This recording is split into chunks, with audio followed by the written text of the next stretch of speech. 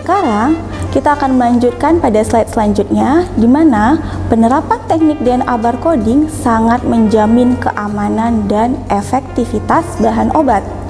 Penerapan barcode DNA dan beberapa teknologi terkait selama 10 tahun terakhir terus mengalami peningkatan dalam hal identifikasi dan autentikasi tanaman obat. Dari barcode DNA, baik itu yang berbasis lokus tunggal, kemudian penanda gabungan, hingga pada tingkat genom dapat menyumbangkan lebih banyak informasi genetik. Nah, sekarang saya akan mencoba menjelaskan prosedur kerja dari teknik DNA barcoding. Nah, di sini kita akan mengambil contoh sampel yaitu Tristaniopsis wietiana. Mengapa saya mengambil contoh sampel Tristaniopsis wietiana? Karena beberapa jurnal terkait melaporkan bahwa tumbuhan ini memiliki potensi antioksidan, antimikroba, dan antibakterial. Yang mana pada masyarakat umum kita, tumbuhan ini sudah umum digunakan untuk menyembuhkan berbagai penyakit seperti penyakit kulit, malaria, diare, bahkan ada jurnal yang melaporkan jika tumbuhan ini berpotensi untuk mencegah stroke. Nah, Tristaniopsis wietiana ini memiliki nama daerah Malutua atau Pelawan. Jadi, daun dari tumbuhan ini akan kita lakukan ekstraksi DNA. Lantas bagaimana proses ekstraksi DNA? Proses ekstraksi DNA menggunakan kit ekstraksi, yaitu mengacu pada DNA plain mini kit. Setelah selesai melakukan ekstraksi DNA pada tumbuhan Tristaniopsis wietiana, kita akan mendapatkan isolat DNA. Nah, isolat DNA ini nanti sebaiknya kalian simpan di dalam freezer yang bersuhu minus 20 derajat Celcius. Kenapa?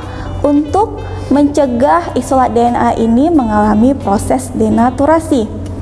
Nah, setelah kita dapatkan isolat DNA, kita masuk ke dalam tahap elektroforesis. Nah, fungsinya apa? Untuk melihat kualitas DNA kita. Kualitas DNA hasil ekstraksi. Nah, proses elektroforesis ini sendiri memakan waktu selama 30 menit yang berfungsi untuk memisahkan DNA isolat kita berdasarkan ukurannya. Setelah melewati proses elektroforesis gel, kemudian gel agarosa tersebut kita ambil dan kita letakkan di atas UV transilluminator. Untuk apa? Untuk kita lihat bagaimana tampilan visual dari DNA hasil isolat tersebut. Dapat kalian lihat ya, pada gambar 5 itu merupakan contoh hasil uji kualitatif DNA. Baik, kita ke tahap selanjutnya. Nah, setelah itu masuklah pada proses amplifikasi region barcode DNA target menggunakan PCR. Apa itu PCR? PCR atau polymerase chain reaction merupakan mesin yang digunakan untuk mengkopi salinan DNA sebanyak mungkin.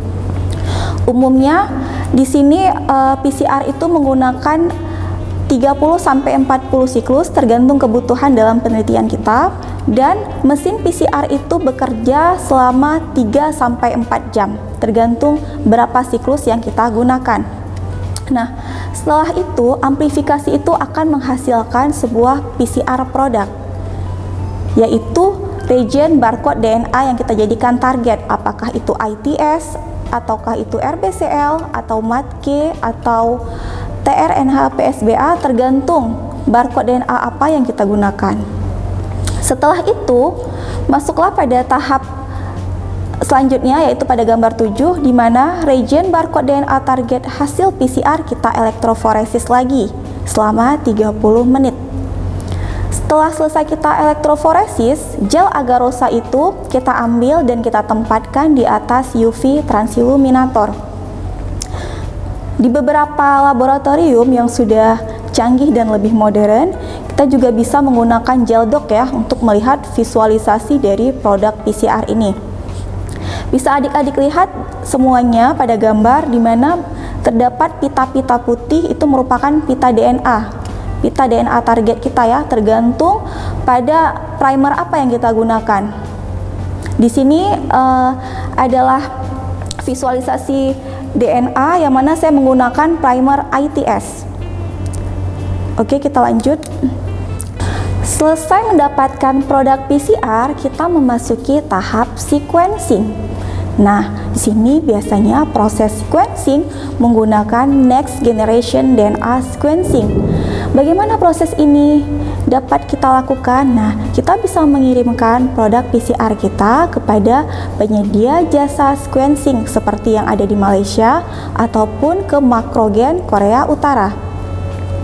Selesai sampel kita dilakukan sequencing, mereka akan mengirimkan kromatogram. Kromatogram itu terlihat seperti pada gambar 10 ya.